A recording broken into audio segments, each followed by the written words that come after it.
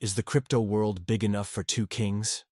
For years, Ethereum has worn the crown, but we've all felt the pain of its crippling gas fees. Now, a rival has emerged, built for insane speed and near zero cost. Can this challenger, Solana, actually dethrone the giant, or is it just a pretender? We're about to find out. By the end of this video, you'll know exactly where the smart money might be headed. Welcome to Generational Wealth, your pathway from knowledge to legacy. For all its strengths, using Ethereum can feel slow and expensive. As the original smart contract platform, it has a ton of trust and a massive community of developers. But its own popularity has created some serious traffic jams. At its core, the Ethereum base layer can only handle about 15 to 30 transactions per second.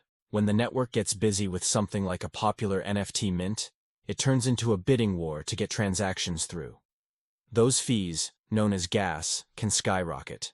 While recent upgrades and Layer 2 solutions have helped, fees can still be unpredictable and jump to several dollars during busy times, making small transactions totally impractical. That frustration created the perfect opening for a new kind of blockchain. And that brings us to Solana, a blockchain built from the ground up for one main reason: speed. Launched in 2020, Solana brought a new idea to the table called proof of history, which timestamps transactions before they're processed. This trick allows the network to handle a huge amount of activity all at once. Where Ethereum's speed is measured in seconds, Solana's is measured in milliseconds. It handles a real-world average of about 870 transactions per second, with observed peaks of over 4,700. And the cost? An average transaction on Solana is just a tiny fraction of a cent.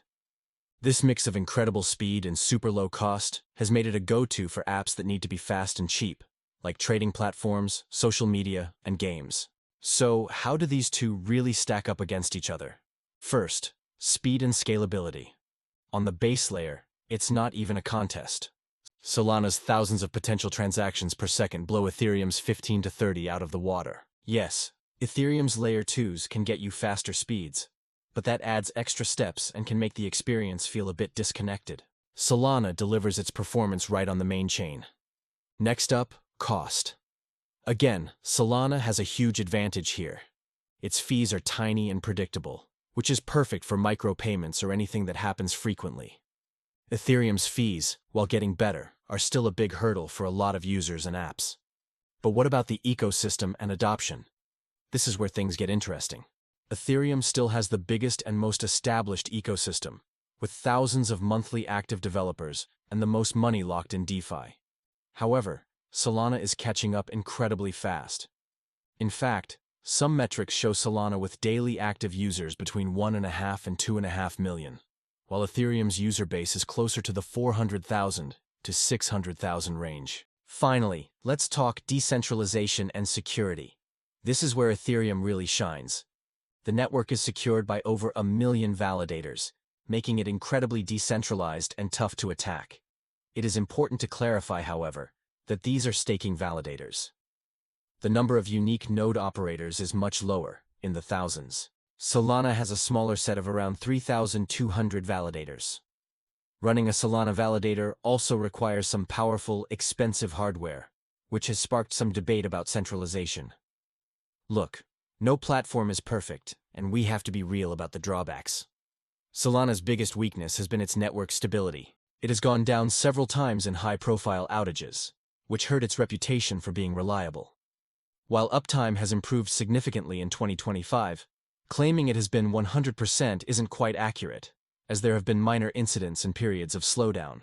For Ethereum, the knock against it is how slowly its core technology evolves, and its reliance on a complex web of Layer 2s to solve its scaling problems. While these solutions do work, they can be confusing for newcomers, and moving your money between these different layers can be slow and costly. The big question is whether the main network can evolve quickly enough to keep up. So, is Solana the next Ethereum? Honestly, that might be the wrong question. The truth is, they seem to be built for different jobs. Ethereum is playing the long game, prioritizing security and decentralization to become the global settlement layer for high-value assets, the place where ultimate trust is the most important feature. Solana is all about speed and scale, positioning itself as the engine for a new wave of apps that need to feel just as fast and cheap as the web apps we use every day. Instead of one winner taking all, the future will likely have many chains. These two might not end up as direct rivals, but as two key pillars of a decentralized internet. Ethereum could be the trusted, secure foundation, while Solana becomes the high-performance layer for daily activity. But that's just my take on it. The real question is, what do you think? Which chain are you betting on for the future? Drop your thoughts down in the comments. And if you found this breakdown helpful, make sure to hit that like button and subscribe for more deep dives into the world of crypto. Also, be sure to join our insiders group on our website at GenerationalWealth.biz. Thanks for watching. Quick disclaimer. I'm not a licensed financial advisor. This is for educational purposes only. Crypto is volatile. Never invest more than you can afford to lose. Do your own research.